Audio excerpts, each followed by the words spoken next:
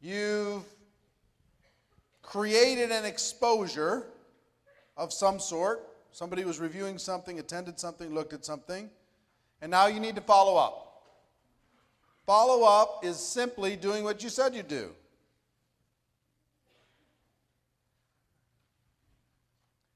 You're going to go from exposure to exposure to exposure to exposure. That's your business. Going from exposure to exposure. Understanding that it will take an average of 4 to 6 exposures for a prospect to make a decision.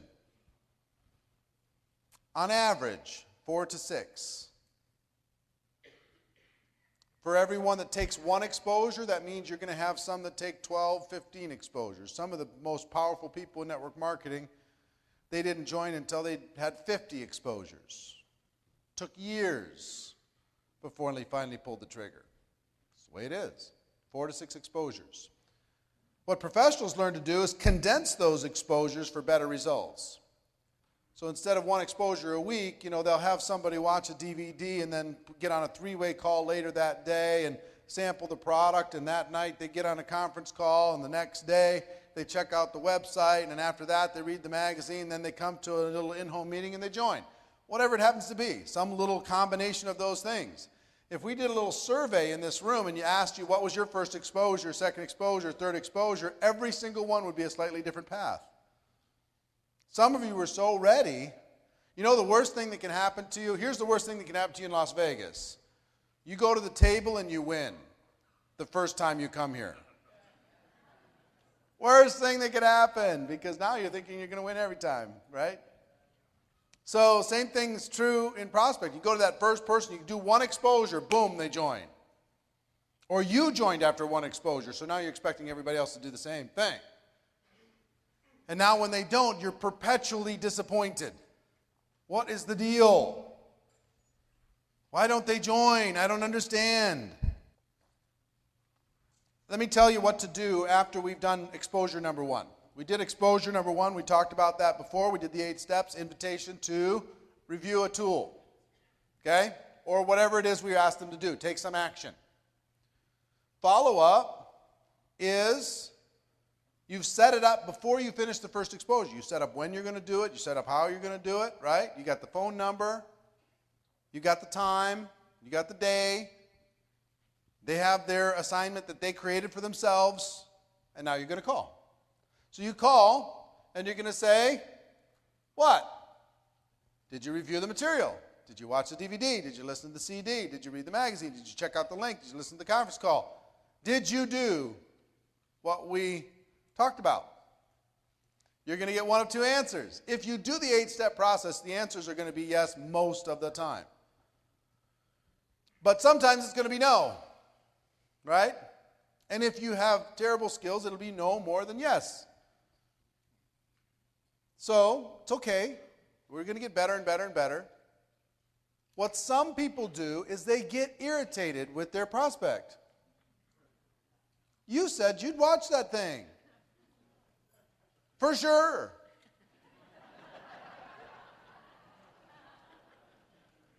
The heck, man? I can only work with people that I can respect, and if you don't do what you said you're going to do, I don't know if I can respect you. They don't say that, but that's the tone sometimes. Get irritated. Come on, you said you're going to do it, now I'm calling you and wasting my time. Best way to respond is no problem. No problem. I understand life gets in the way. When do you think you could see it? For sure, for sure. You think I'm kidding? I'm not kidding. Do I say 2 for sures? I do. When do you think you can see it for sure? For sure. They laugh. And they'll give you another time. They say, I wanted to, but life got in the way, and the kids had this thing, and somebody got sick, and I had overtime at work, and I really meant to, but I put it in the car, and I forgot it was in the car. Gosh, I'm sorry. Oh, no problem. Don't worry about it. When do you think you can see it for sure? For sure. Sometimes they'll say, yeah, maybe, I don't know, just, get back to me. They're vague. Here's what you do when they're vague. Listen, I don't want to waste your time. I don't want to waste my time.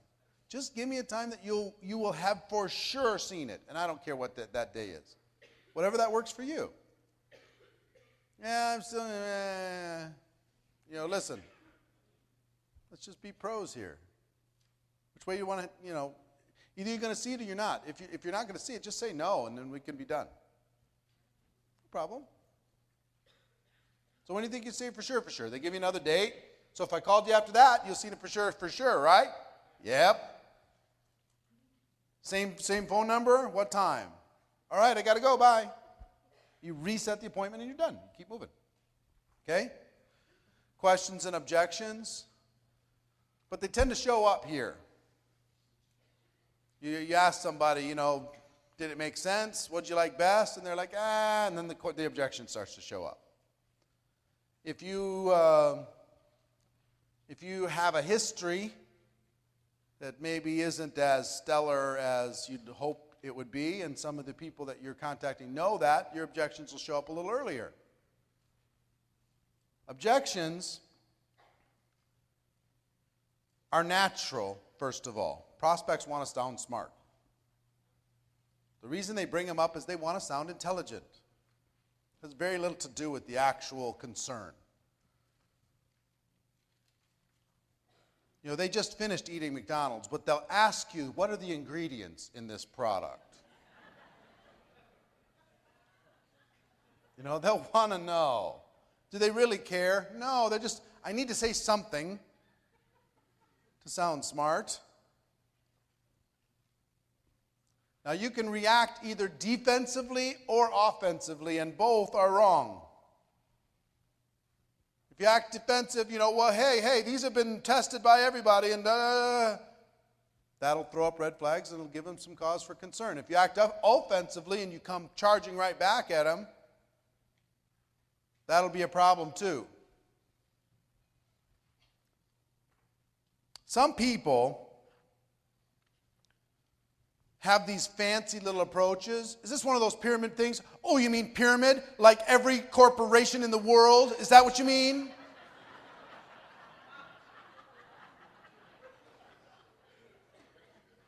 Is this a Ponzi scheme? Oh, you mean like the U.S. government? That kind of Ponzi scheme? Because they heard that in some seminar, it sounded really cool. So they decide that they're going to be offensive and just, Person says, I'm not sure if I have the time. Oh, stop it. Are you watching television? Are you listening to the radio? You have all kinds of time. Show me your calendar. Knock it off.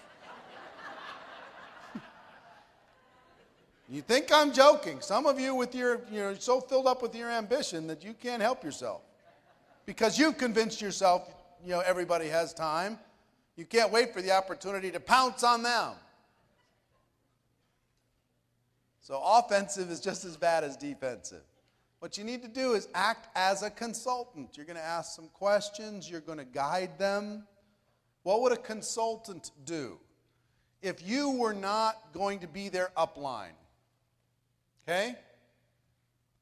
If they were going to join another company and they were asking some questions, how would you respond? You'd say, well, don't do it, he says. Don't do it. Come with my company. No, how would you respond? You'd say, well, what are you looking for? Are you passionate about this? How could this help you? Is this really an objection for you? Really? Is it something that you think you can get past? How could you do it? Act as a consultant to help a person get a result. That's what the professionals do.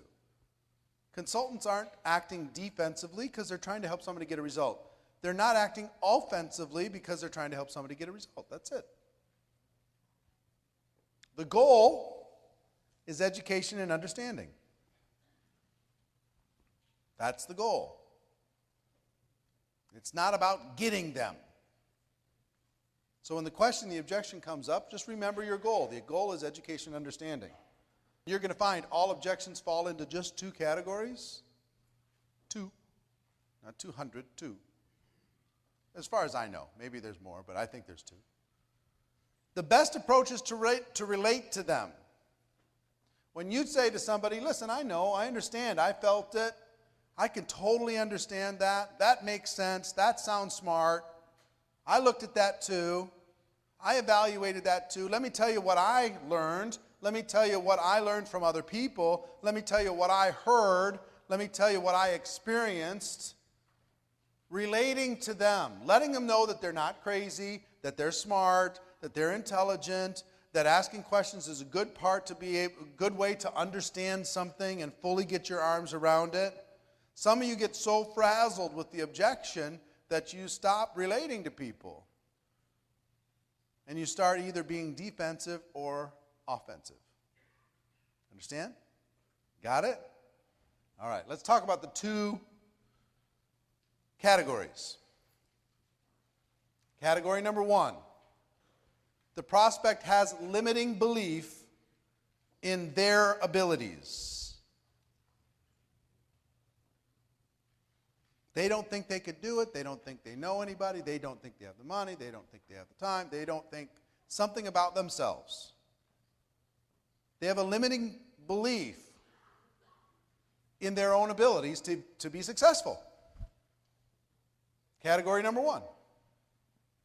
Category number two, they have a limiting belief in network marketing. I don't think there's another category. There may be, but I don't think so. Give me an objection. Distrust? Limiting belief in network marketing. Give me another objection. It's a scam, network marketing. Don't have the money, number one. I got to talk to my wife, number one. Sorry?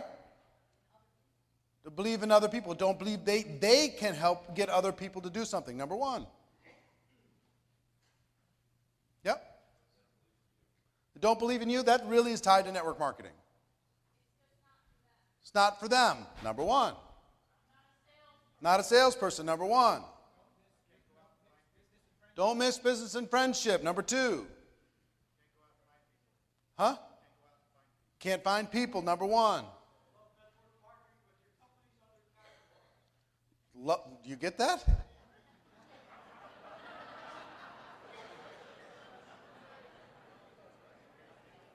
I love network marketing, but your company is undercapitalized. I've never gotten that one, but maybe you do. But that's going to be about network marketing again, right? What's the basis of that question is, I'm afraid the company's not going to be around, so I'm afraid that network marketing companies disappear. Right? Number two. Anybody think of any others that don't fit? Yeah. I don't want to make money off other people. Number two, limiting belief about network marketing. Yeah. I'm satisfied in my current position. Number one. For sure. I mean, well, maybe both. Satisfied in my current position isn't a real objection, really. There's nobody that's completely satisfied. They're just throwing that out there to say, okay, what can I say? So they'll say, okay. Yes? Market saturated, number two. Don't have time, number one. It's a scam, number two. Only people at the top make money, number two. My family, what? My family disowned me, number two. Or number one, too, also. I don't need the money, baloney.